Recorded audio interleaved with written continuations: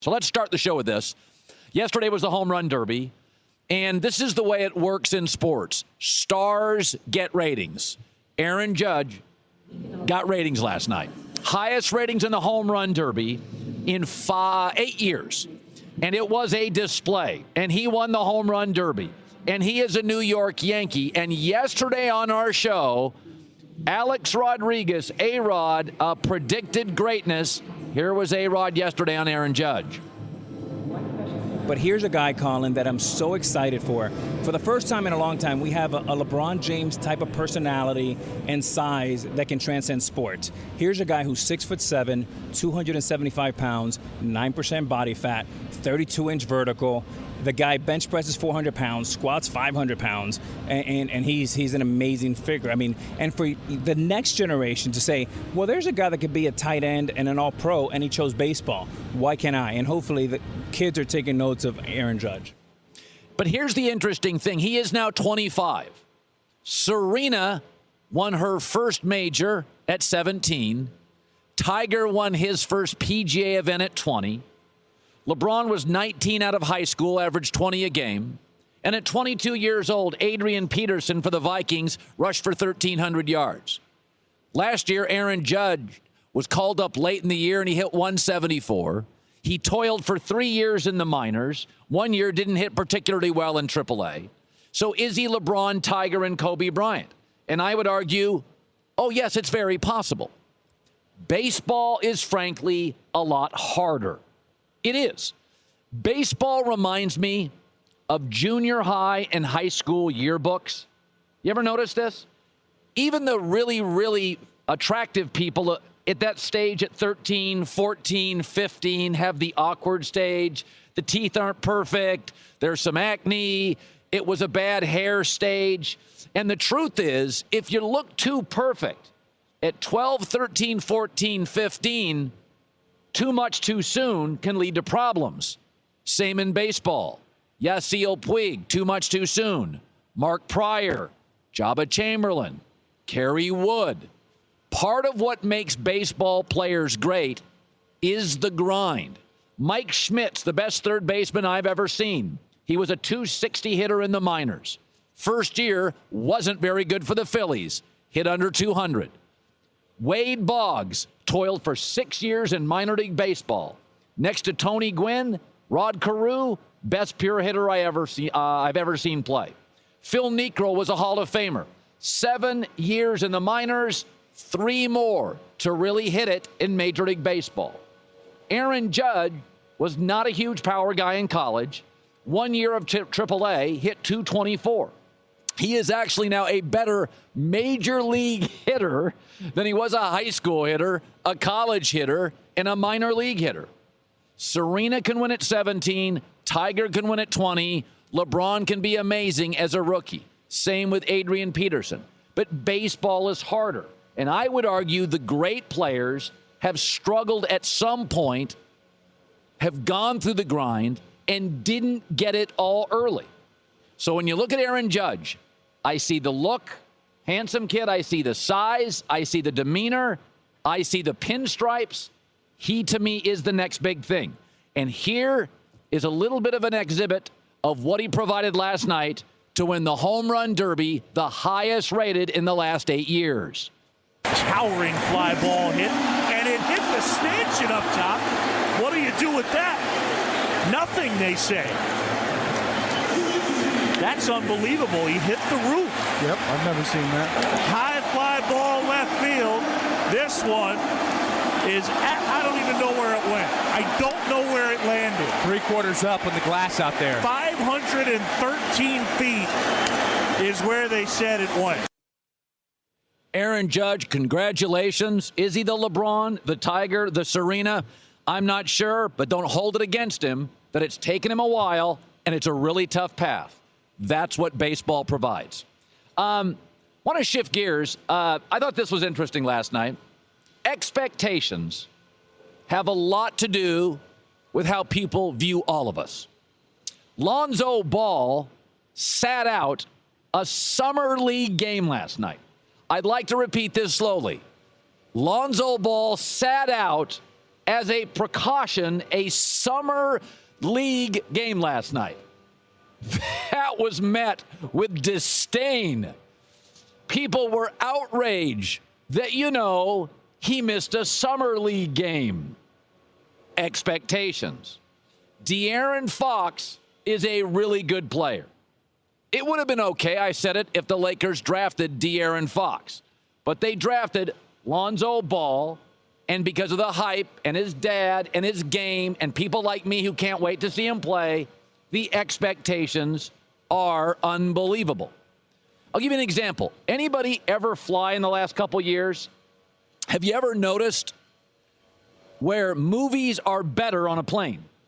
Are they? Well, here's the reality. Okay. You went on a date, you spend $50, you go see a movie, you have high expectations. Oh, I see. But you go on a plane and you're just trying to kill 2 hours and 20 minutes and it's free and you're a cocktail in and there's some turbulence. You're just trying to take your mind off stuff.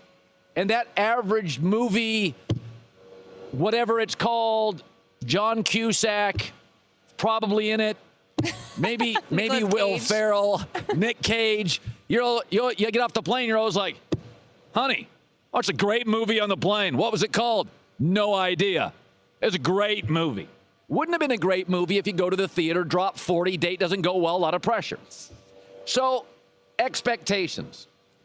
Lonzo Ball is going to be a really good player, but the expectations are unbelievable. Giancarlo Stanton is not as good this year as last, but he's a home run hitter. Who cares? He's swatting home runs. Bryce Harper comes in at 19 years old, hits .270, 22 home runs. We label him the next superstar. Last year, he had more home runs, more RBIs, more stolen bases. A lot of people are like, I don't know. I just don't think he's going to ever be great. Well, that's because a couple of years ago, he won an MVP. Did you notice that was Steph Curry? Steph Curry's first MVP, Steph Curry averaged 24 a game. This past year, he averaged 25 points a game. He made 40 more threes this year than the MVP year. Not in the top 4 voting. In fact, the overall sense was, I don't know, franchise guy, I'm not sure. He was better this year than the year he won the MVP. Clayton Kershaw is 14-2 at the All-Star break. His ERA slightly above 2. But Clayton Kershaw has been so dominant for so many years, we expect him to be great. Russell Westbrook, this year, oh my word, the shiny new toy in the NBA. Russell Westbrook shot 42%, triple-double. LeBron James set career highs in assists, rebounding, shot the 3 ball almost as well as he ever had. Not even invited to the party for MVP. Lonzo Ball is going to be a really, really, really nice NBA player. But when you're being crushed as a precautionary reason, the Lakers hold you out of a summer league game, then expectations are truly ridiculous. I love Perky Jerky. What makes it so great are all the unique flavors. They have a new variety pack, Home Run. A lot of options. Listen, life gets boring fast. Try a different flavor. Every game, special offer, 40% off all multi-packs. The best tasting jerky on earth, guaranteed. In less than a week, the window closes for franchise-tagged players in the NFL to sign multi-year contracts.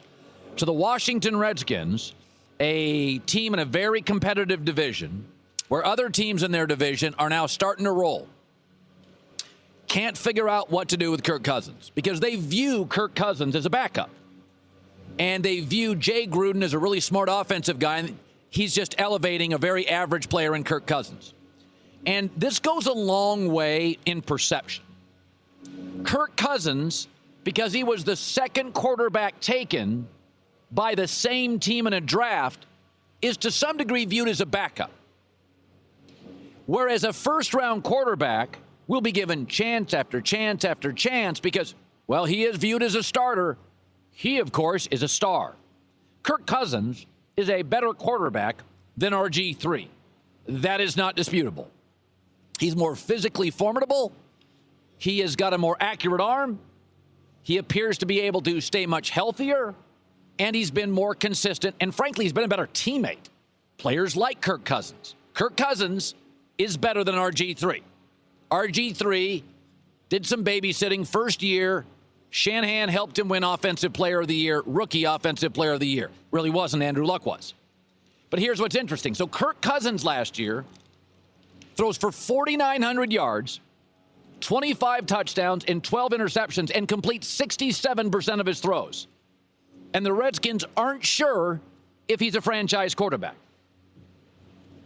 Cam Newton threw for 19 touchdowns, 14 picks, an atrocious 53% completion rate. Well, and Cam's never had consecutive winning seasons. Kirk Cousins has, despite massive team chaos. Cam's a star, Kirk Cousins a backup. Now think about that. Cam has had the advantages of the same head coach, the same quarterback coach, no contract issue dangling over his head, on average better defenses, less chaos organizationally, more symmetry, and a weaker division. I mean, Tampa Bay just now is showing life. New Orleans plays no defense. The division's hot, cold, first, fourth. That's the way it works. I'll say it again. In the NFL, what you don't want to be is chaotic at quarterback. That's when you lose coach, coordinator, scout, GM, assistant GM. You have a franchise quarterback in Kirk Cousins. Day one in the NFL, however, he was seen as a backup. Now think about this, Washington. The Cowboys have the best O-line in the game in Dak Prescott. They're going to score. Eli Manning, Giants won 2 Super Bowls. Great receiving corps. They're going to score. Philadelphia has Carson Wentz. Lane Johnson, best O-line, will play this year. And you want to bail on 4,900 yards and 67%. I'll give you another guy.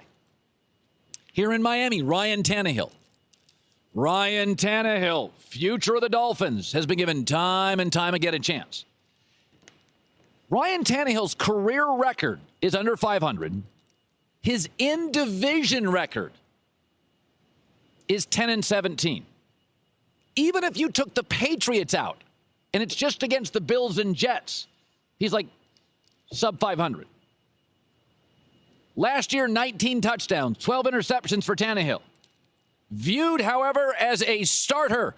You can trust him. You can build around Ryan Tannehill. Let me give you a heads up here. Kyle Shanahan knows quarterbacks. Kyle Shanahan drafted Kirk Cousins. They did because they suspected he was better than RG3, who the owner liked. Drew Brees, let me add this, was never appreciated until 5 years in, and the second team with an offensive-minded head coach, Sean Payton, put his arm around him. Who does really well with quarterbacks in this league? Kyle Shanahan. There have been multiple overtures and reports and rumors that Kyle Shanahan of the Niners wants Kirk Cousins. Washington, you got a steady diet for the next 10 years of Dak, of Carson Wentz, and at least for the next few, those receivers with the Giants and Eli Manning. You bail, you're going to know it very soon. This is the Herd Podcast. Best baseball writer out there, works for Fox, works for Sports Illustrated, a senior baseball writer. We have him on as often as we can. Joining Christine and I, Tom Verducci. How are you this morning? I am great. So last night was a bit of a showcase. A-Rod said yesterday on the show, he said, listen, he's LeBron. Like, he's 6'7", and he's good looking, and he's got pinstripes, and he can squat 500 pounds. And that's a lot of hype because, you know, last year they brought him up and he didn't hit well. But baseball's hard. I talked about this in my opening segment. Serena can win a major at like 17. Tiger can win a PGA event at 20. In football, Adrian Peterson, 22 years old, takes over the league. Doesn't work that way in baseball. Like, even great players have bad years. So I look at him and, Tom, he's a star, right? He's a compelling star, not just a star. People want to see him. Colin, I can tell you this. Let's let him play a full season. I agree with what you're saying. But based on size and physical skill, we have never seen anybody like Aaron Judge. 6'7", 280 pounds. That has never existed in Major League Baseball. He's also very athletic. You think about Tiger in his prime, Michael in his prime. What were they? They were ahead of the field in what they did. I'm not saying this guy is Tiger Woods or Michael Jordan. What I'm telling you is physically, he is such an outlier. he is apart from the rest of his peers. That doesn't happen in today's game, where you have so much training or drawing players from around the world. He hits the ball harder and farther than anybody in baseball. Well, and let's be honest about this. Tiger didn't look like other PGA pros. He looked like Ed Reed of the Ravens. Okay, LeBron was 6'9", no body fat. Part of greatness is, it is just physical. They always say about parenting that after you create the child, a lot of the parenting is done. That, you think you put them in good schools and you're a good baby Einstein. But a lot of the parenting is they're going to get its DNA. A lot of sports is, I'm big, I'm strong. Adrian Peterson just faster. I'm trying to draw a parallel. I'm like Dave Winfield, Dave Parker. I got to go to the 70s. Yeah, and this guy's bigger than those guys. Significantly bigger. Dave Winfield got drafted in football and basketball. But yeah, 6'7", 280. But here's the thing about Aaron Judge we have to remember. He's 25 years old. He is not a natural-born phenom. Trout and Harper got to the big leagues at 19. Aaron Judge is 25. His first year at Fresno State, he hit 2 home runs. His sophomore year, he hit 4 home runs. So this is the product of not just DNA, like you're saying. Yes, he's blessed with size. Huge. A lot of hard work. This dude hit 179 last year in the big leagues and struck out half the time he came to the plate. And now he is the it guy in baseball. You know what's really fun? I have friends in New York. Yankee ratings are up 40% this year. Is that, it was for the longest time in baseball. The Yankees go out and spend a lot of money on people. And that's fine. But there is really something about the Lonzo Ball effect. That is, I want to watch a star, my star, and I grow with him. It's Sanchez. It's Judge. They just brought up somebody, another kid they brought up is Frazier. Frazier is hot. It's like the Yankees have decided, okay, we're going to let some of these contract runs out. Are these the new Yankees, or will they be aggressive at the trading deadline? Both, actually. But these are the new Yankees. In fact, I think this is an untouchable core, those guys you mentioned.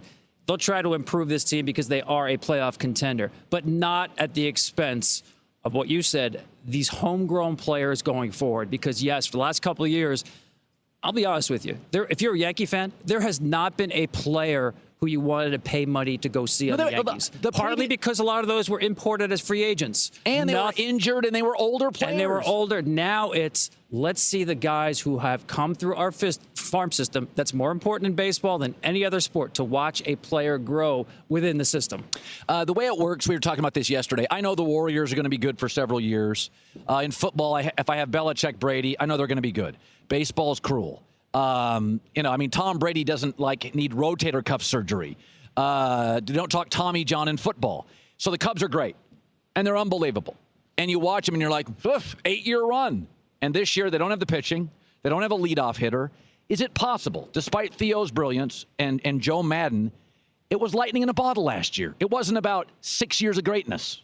That's possible, but I still think there's a window here. But this is definitely a retreat from what they had last year. All that pixie dust that happened for them not happening this year. The biggest thing, you alluded to this, Colin, look at their starting pitchers. Last year at this time, first in all of baseball, best in all of baseball. This year, 17th. Older pitchers, Arrieta, Lackey, Lester, all of them, the velocity is down this year by at least a mile per hour across the board. They pitched that 7th month last year, got extended, a little older. It's a young man's game now. And I think that's where they've gone wrong this year. Not to say they can't turn it around. I think they'll play better. But this is not a juggernaut. This team is not going to win 90 games. Having lived in Los Angeles now for a couple of years, ratings are up 20%, which is remarkable because a third of the city can't watch them play. Half the city. There's always been this TV deal in L.A., which gave us more Vin Scully and now Joe Davis, who's this remarkable young announcer. But the Dodgers are as much fun as you can have. Now, with Kershaw, they're fun and fast. The games are done in 2.5 hours. But we have Justin Turner on today. It is just young player, hit, fat. Puig now's way down in the lineup. So I look at the Dodgers. Andrew Friedman goes to L.A., the GM. And the knock on him is, you let Zach Greinke go. This guy's a cheapskate. They keep Adrian Gonzalez. They shed contracts. Now, I look at this Dodger lineup, and I think, Tom, now this lasts. Right? Absolutely. It's not just the guys in there every day. It's their bench as well. Incredibly deep team. And you touched on something. Their youth and now their confidence. Going back to the Cubs, they're playing the way the Cubs did last year. Yes. If they're losing in the 9th inning, They don't think they're going to win the game. They know they're going to win the game. So they are so dangerous because of that. When you look at baseball right now, we were saying youth participation is actually up. And yesterday, Rob Manfred, he didn't want to take any shots at the NFL, but there's a CTE issue, sometimes overplayed, but nonetheless, moms decide what sons play. Not dads. Moms decide what sons play. A lot of moms now, basketball. I mean, let's be honest. If dad's 5'7", chances are your son's not going to play in the NBA. It is intimidating when you're a young person. You go to an AAU gym and everybody's so tall and talented. Football, you've got some physical fears. I sense at a base level a renaissance with baseball at the youth level. Do you sense it? Do you think baseball senses that? Absolutely. The opportunity is there. I will say that. Tonight's game, watch Jose Altuve standing next to Aaron Judge. If you don't need a better definition of that, anybody can play this game. One's 5'6", one's 6'7", then you're missing something. And that's the great thing about the game. It is the most democratic of all games that we have. Anybody can play. I think there's a real opportunity here, Colin. Based on the Cubs winning the World Series last year, the highest-rated World Series in a generation, 25 years. All the young stars in this game. That home run derby last night was magnificent. It got huge numbers, by the way. Yeah, the young players, young stars, they really appealed to the young fans of the game. So the opportunity is there. One thing that needs to be done, and MLB knows this, keep the games moving at a better clip. Yeah. That's the only thing missing, Colin. It's pace of action, not time of game. Look at soccer, basketball, football. The ball is in motion. We're retraining our brains. We need that constant feedback. Baseball needs to pick up the pace. My favorite player to watch is Bryce Harper. And I knew this story because I spent years and years out of college going to Vegas. It was my first job. So I always have a soft spot for Vegas stories. And Bryce Harper's a Vegas kid. Came on the show last year, met his dad. Really neat family. Generally, when you're called the chosen one, generally it works. Tiger was, LeBron was, Bryce is remarkable. So, but it's funny. He comes into baseball and he hits like 22 jacks, hits 270. Now he becomes an MVP. Then his average dips. Let's go into the mind of Bryce Harper. So far, I believe he's delivered. I absolutely see him as he has been everything I was hoping for. He's got a flair. He's dynamic. How is he viewed in baseball? Because when he came onto the scene, Tom, a little pushback, a little cocky, got the hair. How is he viewed now? Is he put in the years that now he's one of the guys? Well, first of all, Colin, I'll take credit or blame because I wrote that story on Bryce when we put him on the cover of SI at 16 years old. Yeah. And I go in there with complete skepticism. He can't really be that good, or he can't be that mature to carry this kind of responsibility. He blew me away with how good he was and how mature that he was. I felt fine about putting him on the cover. I think the blowback early on was that he was getting all this recognition early. And some of the guys, there's a pay your dues attitude in the game. They didn't think he paid his dues. Right. But when you look at the things that he upsets people about, what is it? Does he play the game too hard? Maybe that's it that he does, right? Yeah. As you say, emotionally, helmet's flying off the head. There's nothing that he's done to embarrass the game. In fact, he sleeps, eats, breathes baseball. No you have question. to respect that. Colin, right now, I think he's the most valuable property in baseball because he's going to be a free agent after next year. You can't touch Kershaw. You can't touch Trout right now. This guy is an everyday player with flair who hits home runs, who is good-looking guy, who gets the whole thing about responsibility beyond yourself to the game. To me, there's nobody more valuable in baseball. That contract, the meter is going to drop at $400 million next year and probably get closer to $5. Tom Verducci is joining us, a great baseball, Fox Sports and Sports Illustrated senior writer. When I check the standings regularly, and for us at Fox, we have the World Series, so I'm not going to lie. The Cubs was great. I'd love to see Yankees, Dodgers, Red Sox. I root for certain traditional powers. Good for my company. Right now, Houston had all those draft picks. They're paying off. Remarkable considering their pitchers have all been on the DL at some point this year. But is there a team a little under the radar? Now, the Cubs were not. High expectations delivered. I don't know if the Yankees have the pitching to withstand this. I think it's a fun story. I like the Red Sox pitching. We know the teams that are pretty good. Is there a dark horse to you to keep your eye on? Not in terms of getting through all 3 rounds of the postseason. You're talking about a playoff spot, maybe. The Rockies are a nice story. Diamondbacks, nice story. But listen, the class of the American League right now is Houston, Cleveland a notch below them. Class of the National League, the Dodgers. And I think the Washington Nationals, a notch below them. Beyond that, I would take those 4 over the field in terms of winning the World Series. Those teams are that much better. Yeah, Dodgers could use another arm. Do you think they'll be aggressive at the trading deadline? I do think they'll certainly look for another pitcher, someone to start Game 3, assuming Alex Wood is fine when he gets to October. Kershaw is going to have to pitch like he does in the regular season in October.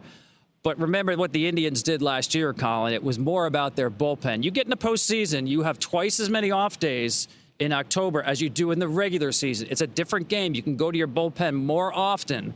The Dodgers can do that. That's, I think, their MO, and I think that's why they think if we don't get another starting pitcher, we're still pretty good. Yeah. Is there a precedent historically?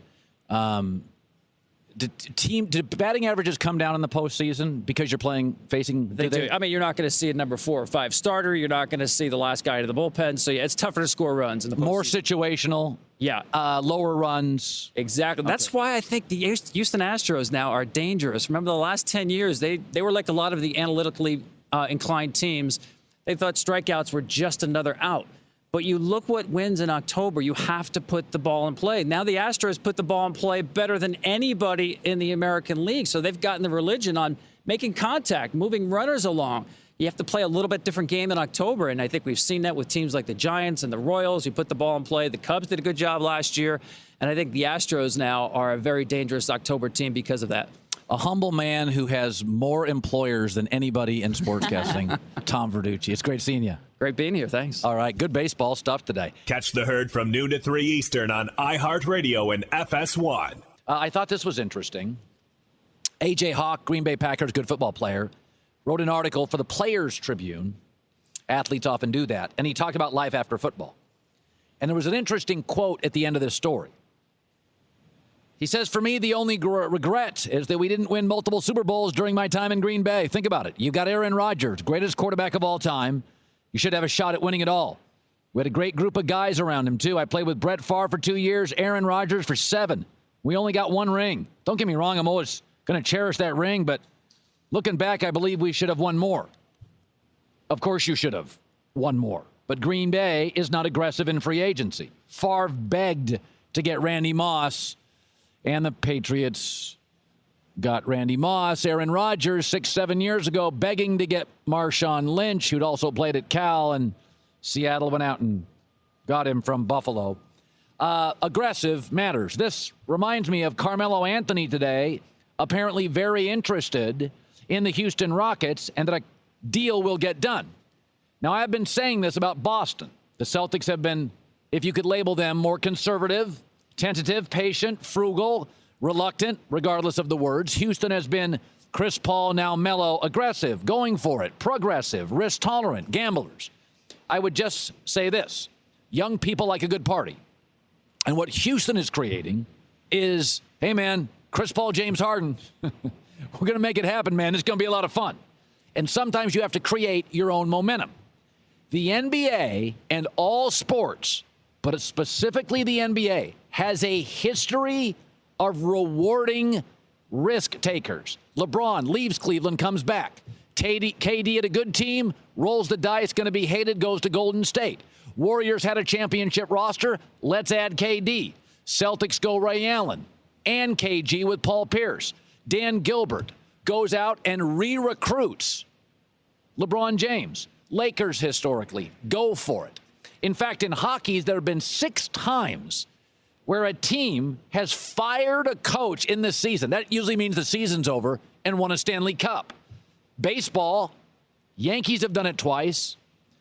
Marlins in the NBA 4 different times, twice by the Lakers, once by the Cavs a couple years ago, fired David Blatt, got Tyronn Lue, and won the championship. My point being, that's a really, really aggressive move. But we've got 6 times in the NHL. We've got 4 times in the NBA. We've got the Yankees and Marlins have fired managers and won that year. Be aggressive. In my lifetime, not just in sports, but in life, smart and patient doesn't get the prize. Smart and aggressive does. If you look at all these Silicon Valley stories, at some point, people, men, women, push their chips to the middle of the table. And the story of Facebook, be aggressive. And Boston's been 4 years of patient, and because of it, they just lost Avery Bradley, and they landed Gordon Hayward, who, according to reports, left Utah because he didn't want to be the man. You got a lot of draft picks. Be aggressive. Sports rewards it. And Daryl Morey, the aggressive GM of the Houston Rockets, said, when it comes to deals, work quickly. The Clippers were smart by moving early. It actually is valuable to a trade partner to move early. It gives us more flexibility in terms of players we can add with our exceptions. It gives us more clarity going into free agency of what we need to add. So that going early really allowed us to get them more value. They were smart to come up with this idea of moving them early, and we jumped at it. And I'm just a big believer. I didn't used to think this. I do now, that sometimes, rare occasions, you got to dip in the draft picks. I think New England's done this with Brady. They were accumulators of draft picks. And then Tom Brady's going to retire. They know it, and they're like, okay, let's shed draft picks and get veterans. Boston isn't your typical NBA team. They are one of the top 5 teams in the league, and in the East, they're clearly now number 2. So I don't always believe on giving up draft picks. Maybe if you're Dallas, maybe if you're other teams.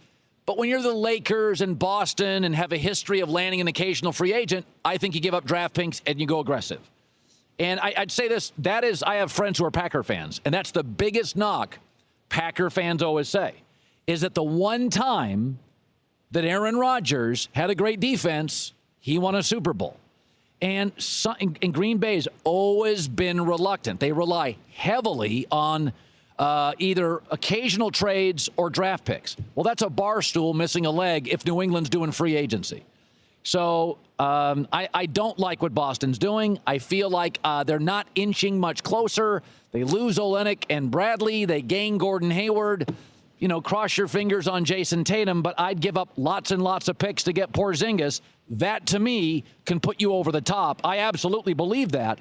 Porzingis and Gordon Hayward, I think now you can beat Cleveland. I really do. I think that highly of Porzingis. I think with their bench and their coaching, that could happen. All 3 hours of The Herd are always streaming on the Herd channel on the iHeartRadio app. In baseball, wins for a pitcher can be kind of empty stats.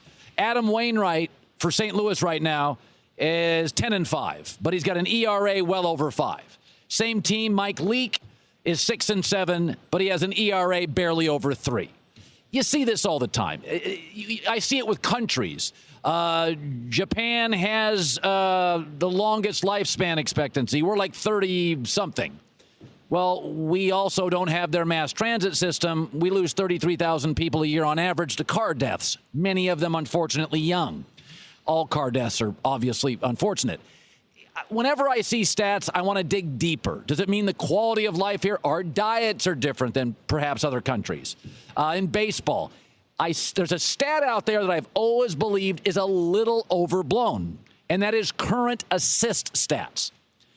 If you look at ball usage right now in the NBA, outside of the Greek Freak and LeBron, basically point guards have the ball all the time.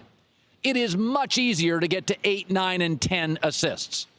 So I'm reading a story yesterday about Paul George coming over to Oklahoma City and Russell Westbrook. And he says, the Lakers stuff is overplayed. I want to be part of a great system. I believe Paul George and Russell Westbrook will eventually struggle to play together because Russell Westbrook, at the end of possessions, falls into tunnel vision. It's his DNA. It's who he is. It's part of what makes him great. And people always push back on, well, he averages 10 assists a game. I believe wins in baseball and life expectancy country to country have to be contextualized. I do not believe just pure assists mean a lot. Iverson, Stevie Francis, and Marbury, in a game that wasn't as point guard centric, averaged nearly 7 assists a game, but were always considered very difficult to play with. And Iverson, Francis, and Marbury in today's game would average 9 to 10 assists. I really believe that. They'd have the ball so much more in their hands. It's the way the NBA is now. More possessions, court spread out, people hitting the wings. You feed the ball to them. A lot of easy assists today. So I think Paul George and Westbrook are going to struggle at the end of possessions, end of games, end of halves, despite Westbrook being a huge assist guy. Catch the Herd from noon to 3 Eastern on iHeartRadio and FS1. We were talking about, with Tom Verducci earlier and others, a little bit of a renaissance happening in baseball. And some of it is, yesterday we had the commissioner on, Rob Manfred, and he didn't want to take any shots. He didn't want to take any shots at the NFL. But it is now well documented. Here at Fox, we have a great relationship with Major League Baseball and the NFL. I do not believe football is as dangerous as everybody tells you it is. In fact, there was a study this week that showed football's not a major risk for cognitive impairments called into question. It was a study by the Journal of American Medical Association Neurology. They took 4,000 men in Wisconsin in the late 50s. Some played football, some did not. They tracked their lives. And there was no more depression as a football player. In fact, there was less than there was as a non-football player. Or there was less as a football player than a non-football player. So, again, studies, the time, equipment's changed. I do think the NFL is more aware, and I think the game is safer today. I think there's going to be modifications in the next 10 years to the helmets. I think you're going to increasingly see at the college and professional levels, I think players will be more often instructed to run out of bounds. We're seeing it more and more. Quarterbacks slide. You do not see quarterbacks hit. I've never watched football for hitting. That's a mythology. People don't watch football for hitting. People watch football for the excitement. It works well on TV. They bet it. Quarterback play. Better the offense, higher the TV ratings. Better the quarterback play, higher the TV ratings. I don't think what's happening to football right now is a death spiral. I think last year the ratings were down for an obvious reason, which is data proven that on presidential election years, there often is a 5 to 8% erosion in NFL ratings. And we had last year, between Trump and Hillary, the most vitriolic, ugliest, most personal, most polarizing, most controversial election of my life. I've seen numerous studies. This one by the Medical Journal of Neurology is another one. I think CTE is something to be aware of. I'll throw this out. I was reading this story yesterday about life after football with A.J. Hawk. A.J. Hawk's a terrific football player, USC, Green Bay Packers, an all-timer. And he's talking, and the story, by the way, is about life after football. And, a lot of people are saying, I read a lot of media reports where, players retiring early, this is bad for football. Well, if I owned a professional football team, or if I owned any business, could I not argue the number one thing as a business owner is to keep costs down, right? Mm-hmm. It's just like your personal budget. Spend less than you make. So if veteran players and quarterbacks aren't the ones retiring early, it's the linebackers, it's the offense, it's the defensive linemen, it's the guys in the brunt of the physicality.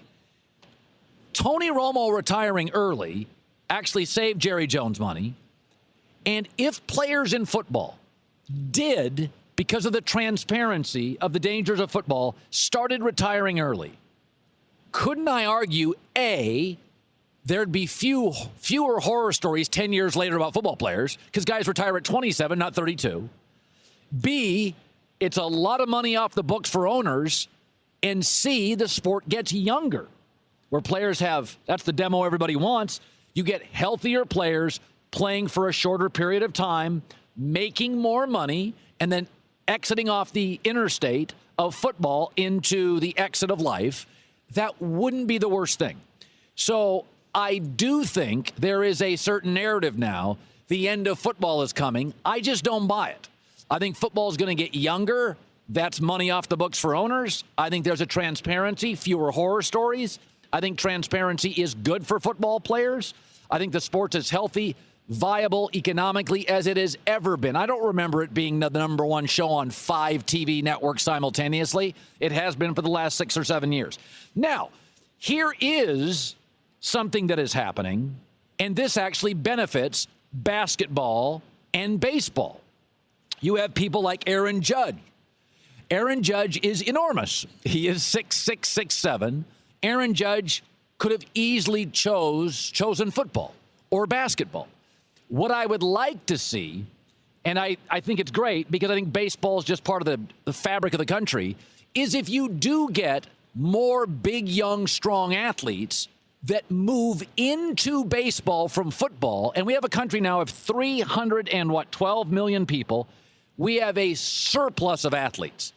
I would love to see more great athletes get into baseball. This was A-Rod on our show yesterday making a comparison to the new Yankee slugger, star, phenom, Aaron Judge. But here's a guy, Colin, that I'm so excited for. For the first time in a long time, we have a LeBron James type of personality and size that can transcend sport. Here's a guy who's 6'7", 275 pounds, 9% body fat, 32-inch vertical. The guy bench presses 400 pounds, squats 500 pounds, and he's an amazing figure. I mean, and for the next generation to say, well, there's a guy that could be a tight end and an all-pro, and he chose baseball. Why can't I? And hopefully the kids are taking notes of Aaron Judge. I think they are. Last night, it broke an 8-year record for the home run derby. Tonight is Major League Baseball's all-star game. A lot of stars. Right now, the coastal city is very strong. Chicago and St. Louis, historically a tremendous franchise, is off. Joe Buck discussed that yesterday. Cubs, were they lightning in a bottle? Not the same team. The power and the teams this year of note appear to be on the coast in Major League Baseball, and that's not necessarily a terrible thing.